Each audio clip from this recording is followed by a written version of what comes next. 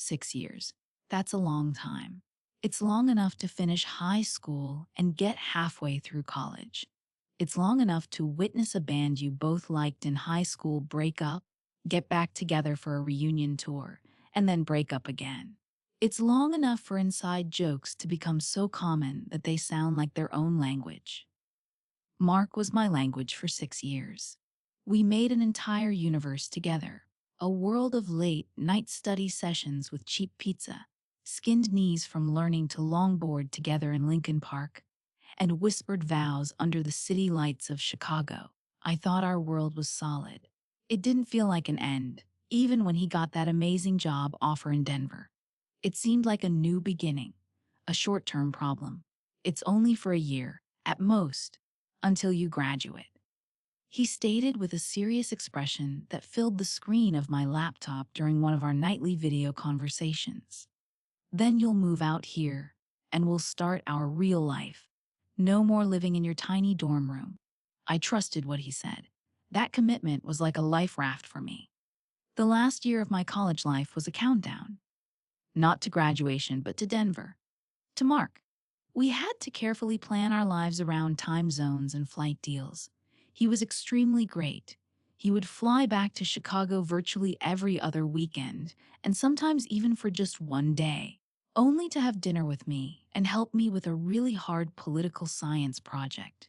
We'd spend those precious hours cuddled up on my scratchy futon, looking at Capitol Hill apartment ads and arguing over whether hardwood flooring or more closet space were better.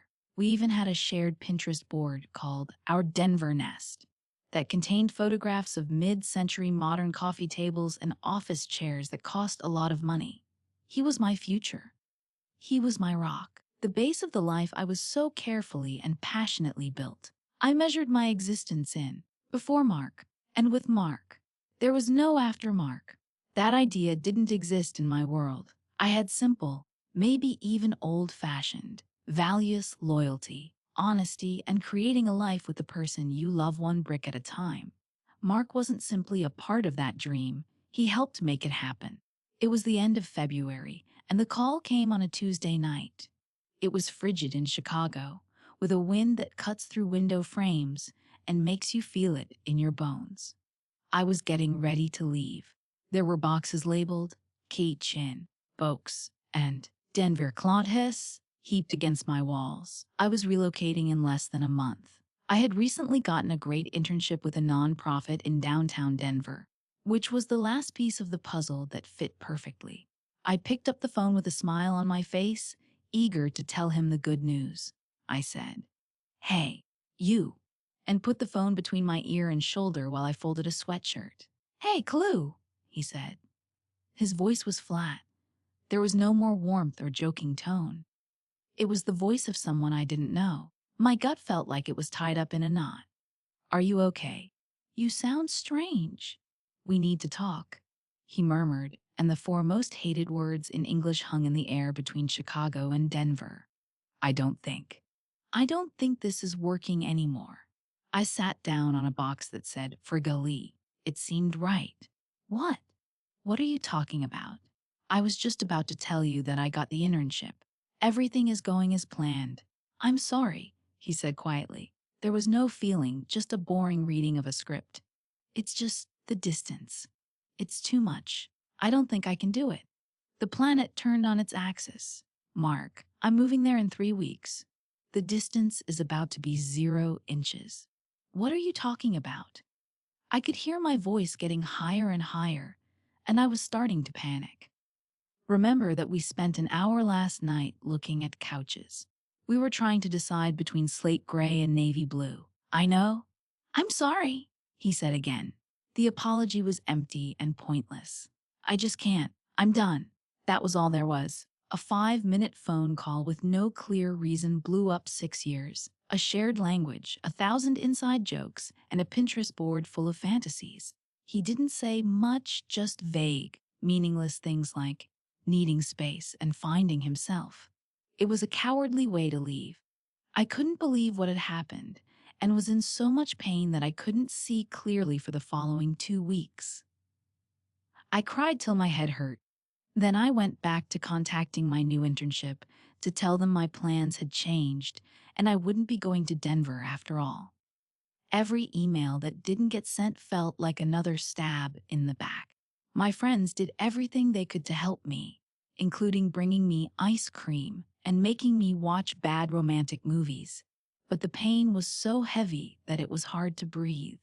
I felt sad about a future that had been taken from me without warning or justification. 2 weeks later, the fog eventually cleared, but not with a soft morning. It was a lightning bolt. I was scrolling through Facebook, something I couldn't stop doing even though I knew it was bad for me, when I noticed it. The photo on Mark's profile had altered. I felt a dumb little flip in my heart, hoping it was an old image of us that showed he had made a big mistake. It wasn't. He was standing on a beautiful mountain overlook with the Denver skyline barely visible in the distance. He had his arm tightly around a woman I had never seen before, a lovely brunette with a big smile and a lot of teeth. They were making out. Not a kiss on the cheek. It was a kiss that really meant something. Like, we're in love. There was only one word in the caption: everything. The air rushed out of my lungs. It wasn't merely a split. It was a deletion. He didn't just leave me, he took my position. And he was telling the whole world, our friends, and my family about it without any shame or decency. The public shame was a new, sharper form of anguish. It burnt through the sadness and left something colder and tougher behind. My hands were shaking, but my mind was suddenly quite clear. I got his number and called. He picked up on the second ring, and his voice was light and happy. "Hey there," I said. "Mark, you have 5 seconds to explain that picture." My voice was low and steady, which startled me. He was quiet for a while. I heard a soft sound of shuffling. "Clue. I was going to tell you." "Tell me what?" "That you were living two lives. That everything about our relationship was a lie." "No, it wasn't a lie," he responded, his voice getting angry. "It's not what you think. I met Jessica about 2 months ago. It just happened. I didn't know how to tell you. For 2 months." The number stayed in the air. He flew to Chicago for my 22nd birthday 2 months ago. He gave me a gorgeous, delicate gold necklace and whispered in my ear that he couldn't wait for us to live in the same city. He had looked me in the eyes and said he loved me, while he was still with her. The untruth was so obvious and so rude in its simplicity. He was trying to downplay the harm by saying it was a recent error instead of a long-term, planned lie. He believed I was dumb. He believed I would just believe the lie and go away without saying anything. I didn't shout. I didn't shed a tear.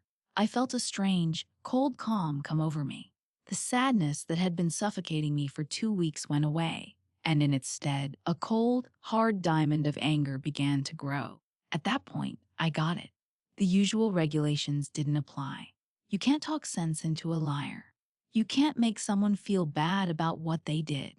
He had broken the basic rules of being a good person in a relationship. He had picked the place to fight.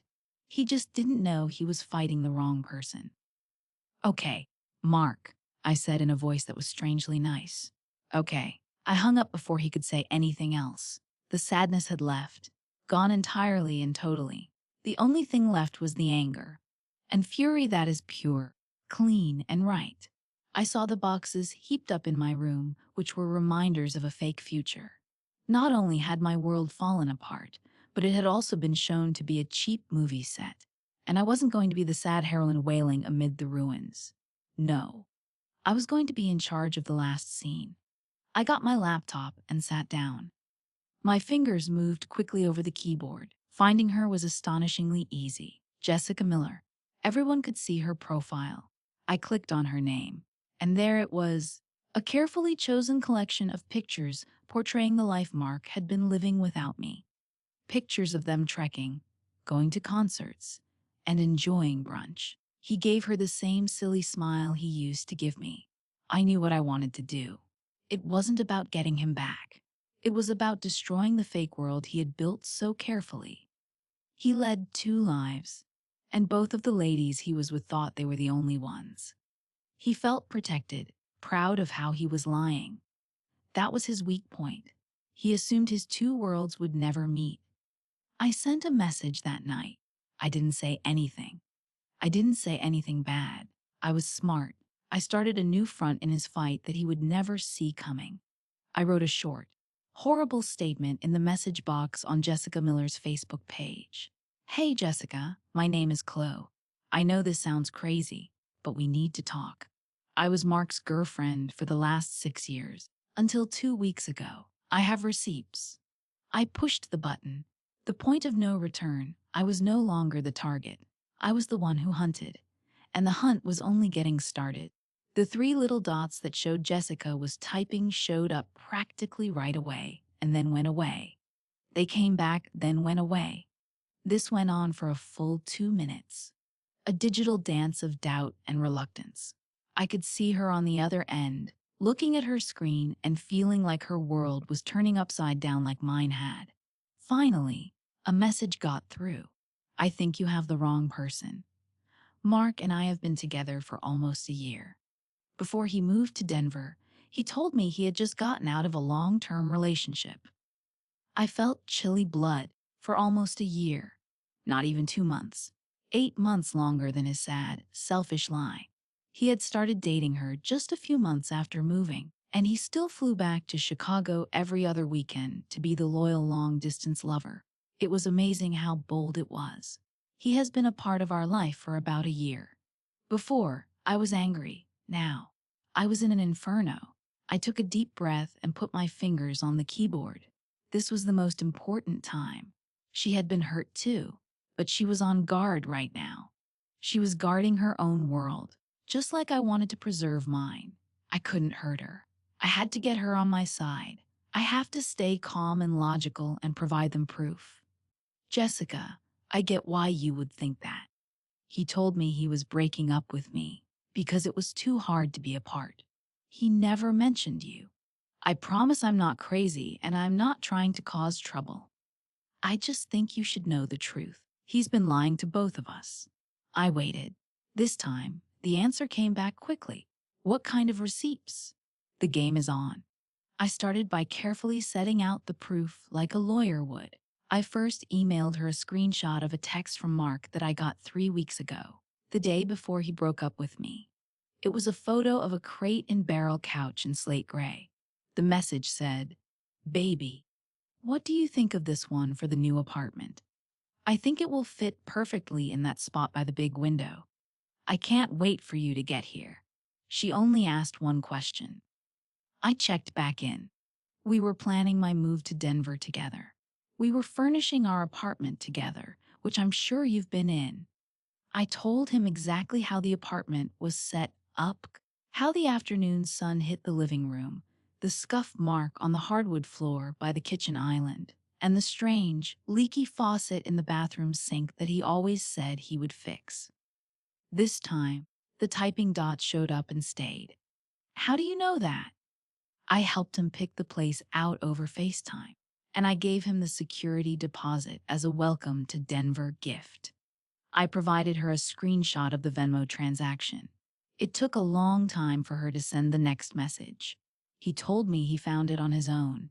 He said the deposit was from his signing bonus. I replied back, "He's a very convincing liar," and let the message hang there. Tell him to show you the card I sent him when I got him a new espresso machine in June. It should be on the kitchen counter, unless he threw it away. I wrote, "For all our future lazy Sunday mornings together. Love, Chalu." Be quiet. A lengthy, painful silence. I knew what she was up to. She was searching. She was wandering through her apartment, which was supposed to be our home, and experiencing it in a new way. She said she saw my ghost in the couch we almost bought, the faucet that was leaking, and the espresso machine on the kitchen. She finally wrote back, "The machine is there, but the card isn't." "Of course it is." I sent back, "He's not sentimental, but he is cheap." I could tell that her denial was starting to crumble.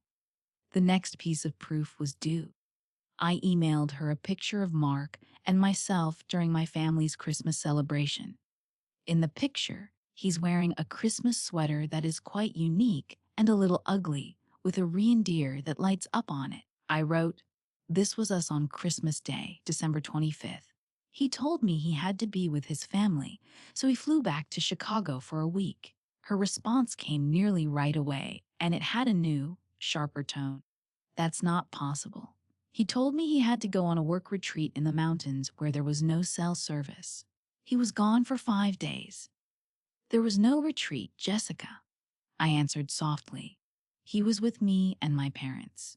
He helped my dad put up the Christmas lights. He ate my mom's awful fruitcake and pretended to like it. While you thought he was on a mountain, he was actually sleeping in my bed." Now the pieces were starting to fit together for her. The lies were starting to fall apart. We started to compare notes, a hurried and devastating flow of information that revealed the full extent of his lies. We found out that he had sent us the same Valentine's Day texts, but with the identities changed. He got us the same perfume for Christmas, which was a sloppy, stooped gift that suddenly made perfect sense and was quite rude. She told me that he had to cancel a weekend trip at the last minute because of a family emergency. That was the weekend he flew to Chicago to help me move out of my former apartment. We were digging out his life, piece by painful piece, since he had built it on lies. When I sent her the last, indisputable piece of proof, her denial fell apart completely. "The secret weapon I have. It was a picture I shouldn't have retained. One of those private ones he sent me a few months ago that were exclusively for my eyes." It was a cocky, shirtless selfie in the mirror, but he wasn't the one who mattered. It was the setting. Her bedroom was clearly visible over his shoulder. The floral print duvet cover that was different from the others, the stack of books on her nightstand, and the corner of a framed painting that I recognized from her Instagram posts. He had snapped a picture of his long-distance girlfriend in the bed of his other girlfriend. I sent the picture with a short note. "I'm very sorry, Jessica. This was 3 months ago." The caption said, "I wish you were here instead of this empty bed." There was no answer for a whole hour. I began to worry that I had gone too far and that the shock was too severe. My phone buzzed just as I was going to compose her a message to ask if she was okay. It was a message from her that was new. "That selfish, arrogant son of a bitch." There was no more disbelief. I was sure the pain was still there, but the same white, hot anger that was driving me had burned it away. "Yes," I said. "Yes, he is." "What are we going to do?" she inquired. The word was the most beautiful thing I heard in weeks. It was the sound of a partnership being made in the flames of betrayal. I wasn't the only one who was angry anymore. I had a partner in crime. Mark's worst flaw wasn't just that he was arrogant, it was the things he owned. He cared a lot about things. He adored his designer clothes, his fancy watch, and his carefully arranged abode. But his computer was the thing he loved the most and was the most proud of. He had spent hundreds of hours and thousands of dollars making it from scratch. It was a huge gaming PC with liquid cooling and more flashing RGB lights than a nightclub. He dubbed it the Beast. He cleaned it, took care of it, and spent almost all of his free time at home in front of it. It was his child. A bad, smart notion started to come to me. I carefully typed, "Jessica, tell me something. Do you and Mark still live together?" "Yes," she said. "He's out fishing with his work friends this weekend. He'll be back on Sunday night." I wrote back, "Perfect. I have an idea. It's a bit extreme, but I think it's what he deserves. But first, I need to ask you about a scratch-off lottery ticket." "What?" she said, evidently perplexed. "Last year, I won $2,000 on a scratch-off ticket. It was a silly, lucky win. I sent the money to Mark so he could buy all the parts for his precious PC. It was my gift to him. I have the bank statements to prove the transfer with the note for the Beast. So, legally speaking, since we were never married and there was no shared property agreement, that's my computer." There was a pause, and then she answered. I could almost hear the evil smile in her voice. "Chloe, you're a genius. What are you going to do?" And that's what I did. I told her about the beast, his closet full of tailored shirts that he was so proud of, and his collection of expensive footwear. I provided her a plan for breaking a man's ego by taking apart his things. We stopped talking about sadness and started talking about plans. We were two generals making plans for a military attack. My soldier on the ground, Jessica, was amazing. She was really organized. She texted me a picture of Mark's closet on Saturday afternoon. It was filled. She texted, "Operation Wardrobe is a go." Another picture came an hour later. There was a mountain of fabric on the floor, and every shirt, pair of pants, and jacket had been torn into pieces with a pair of heavy-duty fabric shears. His favorite leather jacket was now a collection of scraps that didn't seem like anything. His collection of 30 pairs of costly socks. Confetti, her text said, phase 1 complete. The big event was set to happen on Sunday morning. I was in Chicago, and my pulse was racing as I waited for her signal. At about 10 a.m., my phone buzzed at 1000 a.m. in Denver. It was a call on video. I answered, and Jessica's face came up crimson and determined. She turned the camera around. It was aimed at the beast, which was sitting on Mark's desk and humming softly with lights that pulsed in a fascinating way. She held up a big Phillips head screwdriver and a claw hammer in her other hand for the camera to see. "Are you ready for this?" she questioned, her voice a mix of excitement and fear. I said, "He deserves this," in a strong voice. "It's time to take a hammer to the world of lies he made." She nodded sadly and went to work. It was awful. It was lovely. She didn't merely break the case. That would have been too simple. She did a careful surgical job. She opened the side panel with the screwdriver, which showed the machine's complicated inner workings. The first thing to go was the pricey graphics card that he had been bragging about for weeks. She pulled it out of its slot with a terrible crack of plastic and circuit board. Next followed the RAM sticks, which were broken in half one by one. She used the hammer to break the cases of the hard drives, making sure that nothing could ever be found again. The last great thing to do was to pour a whole can of Coke directly onto the motherboard. To me, the fizzing sound it created was the beautiful sound of justice. When she was done, the beast was only a mess of broken plastic, broken silicon, and sticky, dark fluids. It was a body of technology that no one could recognize. "It's done," she murmured, taking a deep breath. She moved the camera around the room. The ripped-up clothing were stacked in the middle of the floor like a funeral pyre. His desk was a mess with broken computer parts all over it. The room looked as if a storm of angry women had gone through it. We spent the rest of the afternoon waiting and messaging each other like kids on Christmas Eve. The excitement was intense. Jessica had put everything she needed in her car. She was ready to move on from this part of her life, but not before she witnessed the last act. She sent an SMS at about 8 p.m. He just parked. "It's time to show." I wish I could have been there to see it. But the way Jessica talked about it to me on the phone later that night was more than enough.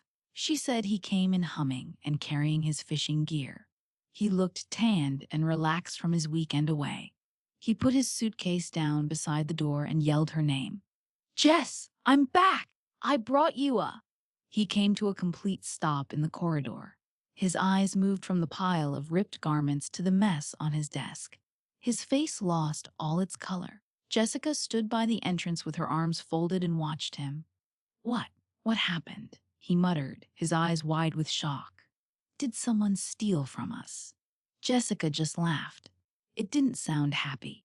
It was a laugh that was cold, piercing, and cruel. "Robbed? No, Mark, this isn't a robbery. It's a reckoning." His face twisted in perplexity, and then, as he saw her glance, a look of terror flashed across his face. "Jessica, what did you do?" She pulled out her phone and exclaimed, "What did we do?" She showed him a picture of me. "By the way, Clue says hi. We talked for a very long time this weekend. It turns out you've been a busy boy." She said that his jaw dropped. He started to stutter as he tried to come up with a falsehood, a defense, or an excuse. But there wasn't any. She didn't give him a chance. She wouldn't let him talk. She only pointed at the door. Gather up anything that wasn't cut, smashed, or drowned in 2 minutes. She commanded in a voice that sounded like ice. Then you're going to leave my apartment, my city, and my life. And if you ever contact me or Chloe again, I will send copies of our conversations, including that nice little selfie you sent her from my bed, to your boss and your mother. Do you understand? He just stood there, stunned, in the middle of the ruins of his meticulously planned existence. He lost all of his most important things, which were physical representations of his ego. People found out about his lies. Both of his worlds had crashed into each other and exploded, leaving him with nothing. She said he took a handful of ripped clothing and stumbled out the door, as if he couldn't figure out what had occurred. That was it. She locked it behind him. She contacted me as soon as his car left the parking lot. We didn't cheer or brag. We remained quiet for a while. After that, we both started to laugh. A sincere, honest laugh. The laughter of two ladies who had reached their breaking point and chose to fight back. We had turned our pain into a weapon. We had said we wouldn't be quiet victims. I never heard from Mark again. I don't know where he went or what he did. It doesn't matter. He was a chapter, a painful, ugly one, but it was now definitely over. Jessica and I still talk to each other. We probably won't ever meet in person, yet we are connected in a special way. We survived the same shipwreck. We were two strangers who found a life raft in each other and decided to row to shore together. I took the boxes out of my room in Chicago. I gave the Dinvar Clockis to Goodwill. I didn't see the future as a precise plan made by someone else. Instead, I saw it as an open, empty page. And for the first time in a long time, it didn't scare me. It was like being free. He imagined he could live two different lives, each with its own story of love and trust. He ended up with nothing but a zero balance. And we, the people he owed money to, eventually got it.